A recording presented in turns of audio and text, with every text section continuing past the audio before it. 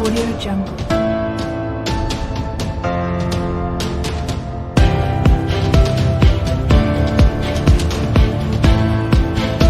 Audio Jungle. Okay, good morning, good morning. Good morning. Good morning. We're glad to have you all this morning. We are going to get started because we actually have a break and then around about 11-ish, I think. So we're going to get started. So we think, did y'all have a good ride down yesterday? Yeah. Nice, and I think it's supposed to be really nice today. So hopefully after we get through with all our learning today, you can have a little bit of sunshine outside on the beach or on the ocean and just enjoy the rest of the evening. So this session is getting the most from your Ross and FSS program. So let me see a hand raise of Ross. Okay. FSS. Okay. So we will talk about both, and because even if you are here and you don't have either one right now, hopefully this session will give you some ideas to take that. Should I just go to the later one and then y'all can just talk about FSS? Because people are coming in. People are coming in. Anyways. And so it is to cover, the session is to cover both times, the same thing, so we'll do it. And Miss Sarita is awesome, and she'll cover both easily, okay? So this is getting the most from your Ross and FSS program, like I said before. Are you utilizing your Ross program or your FSS program to its full advantage? Find out what the grant expert has to tell you about these programs. Let's make sure our residents is getting the full benefit of our program. Is that what it's all about? Yes, it It's is. all about learning how to get the most out of your program.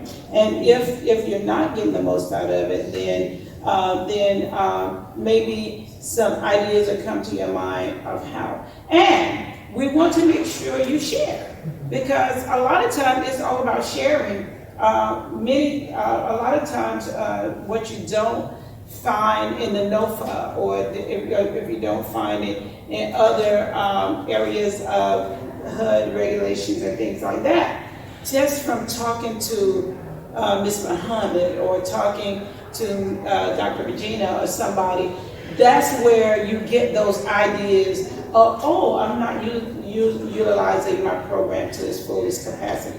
So that's what this is all about. We wanted to make sure that we kind of cover more programs that the housing authorities now have acquired grants for, and we don't always address those grants. So we wanted to make sure we do that. Have you heard of other resources that are available that you can utilize to meet the need of your residents? I mean, sometimes you don't know what you don't know. You know, you don't know what you don't know.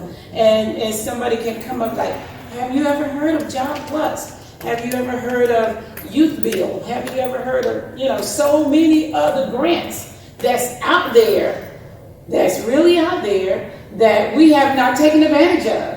And our residents our residents or our developments are going lacking because we have not looked at acquiring those kinds of grants. Well, we have here today Ms. Sarita Gibbons from Comprehensive Grant Management.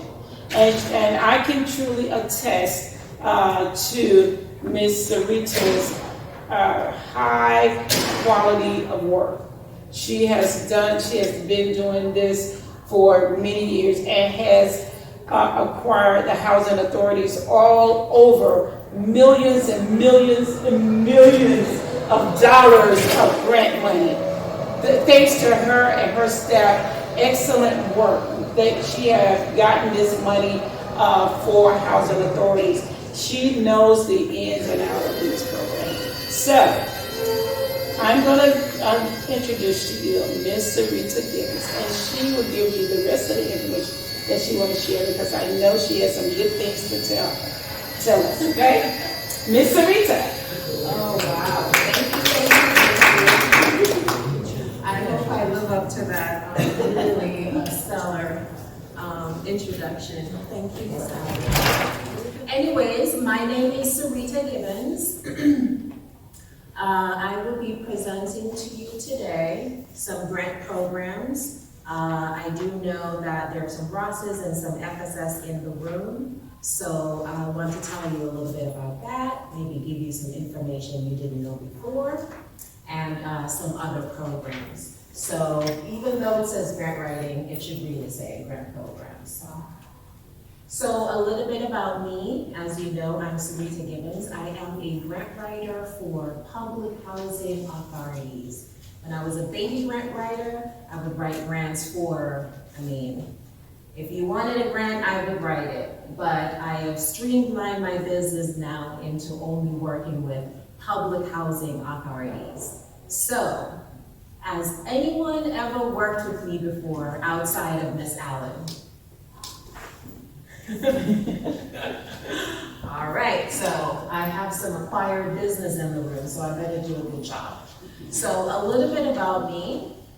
I've owned comprehensive grants management for 15 years. Prior to that, I was a grant reviewer for almost 3 years. So in Washington, D.C., HUD hired a government contracting company to review their grant applications. Because back in those days, you would have to mail your applications in, and multiple copies of them. So fresh out of college, they hired me to be a box cutter, where we would cut the boxes where applicants would mail their applications in and organize them so that the reviewers could review them. And then a little after that, they promoted me to be a grant reviewer. So early on in those days, I reviewed FSS, Ross, Family Unification Program. And as a matter of fact, back in those days, there's one Ross in the room. She's busy. But the Ross. Notes already. You have a Ross program. We do. We have 3 years. For 3 years. No, oh gosh. For a long, We're in our long 4th time. grant. Really? So a long time. That's pretty awesome. May I ask what Ross means? What?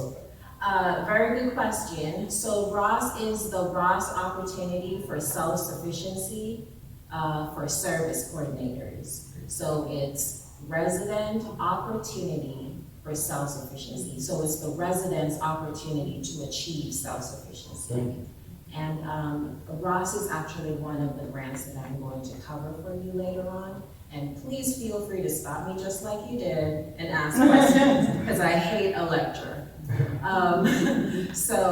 Back in those days, they had Ross Home Ownership, Ross Family, Ross Home Ownership, Family, Elderly, and Neighborhood Networks. Even this projector right here, it says Neighborhood Networks, because they would give you money to actually create a computer lab where you would buy computers and all types of computer equipment, like a projector, and educate the residents about basically anything, but mostly educational opportunities, and to help them to locate employment. So you would have the Ross Elderly, where you worked with the Ross elderly disabled people. You would have the Ross Family, where you only worked with family, and Ross Home Ownership, where you help the residents to strive for, save for, and buy homes. Now, fortunately or unfortunately, we only have one Ross. So that is way, way, way, way back. So that's just a little briefing as to way back then they had so much, but now it's just one Ross that you can do all of those things with. So back then I reviewed, and then once I stopped working there, I thought to myself, I could just open my own grant writing firm, because I'm a great reader and I'm a good writer. So I'm definitely operating in my strength as a grant writer. So we have been successful with over 500 grant applications, about 190 million grant awards. which would average to be about a little over 300,000 for each applicant. And like I said, we work with public housing authorities all over the country. So I must apologize or not apologize. I have a lot of pictures in here and a lot of color because I got seriously bored over the winter and I just need a color line. So this is a bit maybe over the top for you and I apologize. The next one is different, is a little bit more toned down, but I needed just to go out this one. So. All right, so my agenda for you today, I'm going to review these four: the FSS Coordinator Grant, the Ross Service Coordinator Grant, the Jobs Plus Grant, and the Youth Bill Grant, and then I'll stop right there because literally your head would explode if I continue going like this. Okay? All right, so show of hands again, who has FSS, who has the FSS program? And do you have the FSS grant? You can have the program without the grant. Some housing authorities just operate the program even without the actual funding. So do you know if you have the grant or you have the grant award from HUD or you're just operating the program? We have the grant award from HUD. You have the grant award, very good. I think we had the grant, but we no longer have it currently because it ended, but they're still continuing to use other funding for it. All right, that's really good, very resourceful. How do you obtain the grant? Because we didn't know about it, and when we asked about it, we were told that you have to be invited. So how do you obtain it? That's good. So I'm going to tell you how you can obtain it. Maybe. Okay, you teach it. So before I tell you how you can maybe obtain it, does anyone here believe there is such a thing as too much money? I'm a grant writer, so there's no such thing as too much money. Is there such a thing as too much money? I guess it depends on what you're using it for. What are you using it for? Because you can use it for, if you have bad intent, then it's too much to execute your bad intentions. Okay. Right, it's to have too much restricted money. I want all of mine unrestricted. Bad intentions or not, I want the money. Okay. So I'm not here to judge if there is too much money or not, but I'll tell you a story. So about FSS. Last year, FSS had $105 million to award to the FSS program. The year prior, they had $80 million to award to the FSS program. So that means HUD had an additional $25 million to award to the FSS program. And what do you think that they decided to do? I'll tell you. They decided to give the grantees more money, even though a lot of public housing authorities want the FSS grant. I know you're always telling me, tell me about the FSS grant, tell me about the FSS grant, and a lot of new applicants want to come in, but instead of opening it up to new applicants like they did in 2018, they had about 1.5 million and extra dollars, and they opened it up to new public housing authorities. But last year they decided that they were going to distribute it across their previously awarded applicants. So what they said was, they did a survey and they surveyed the entire United States for the salaries for the entire country for FSS coordinators. Not FSS coordinators, they did social workers because that's a compatible salary for FSS coordinators. So they said that what we're going to do is give you grantees the opportunity to request what your area's social worker is getting paid, right? So that's what they did. So imagine you're an FSS coordinator and you were getting paid $52,000 a year last night when you went to bed. You woke up this morning and you're making $120,000. Do you think that's too much money?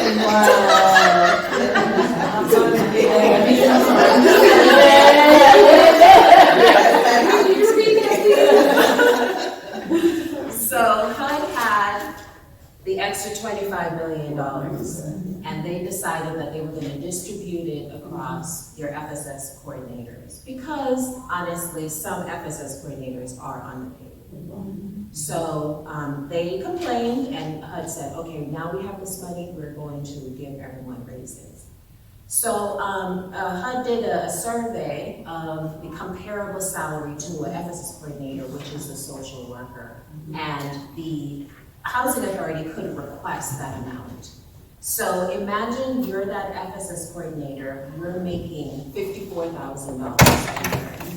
And then you wake up the next morning and you're making $120,000. Do you think that's too much money?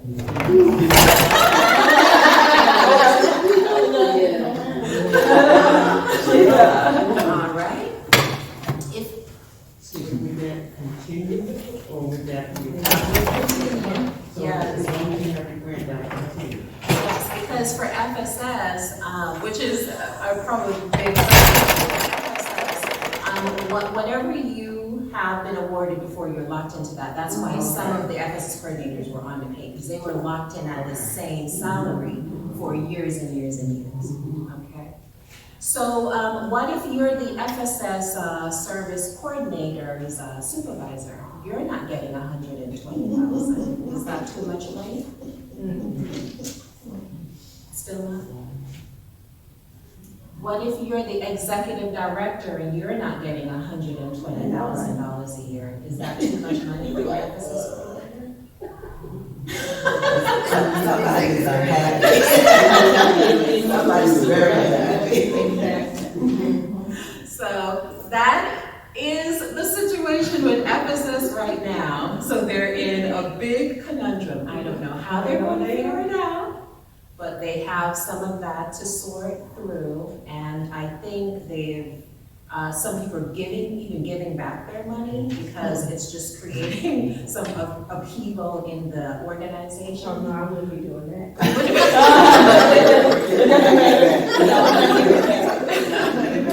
So they have to figure it out. So that's my little story for you to get you into. It's not for me to judge if it's too much money or not. It's just for me to tell you. I just bring the news. Audio Jungle.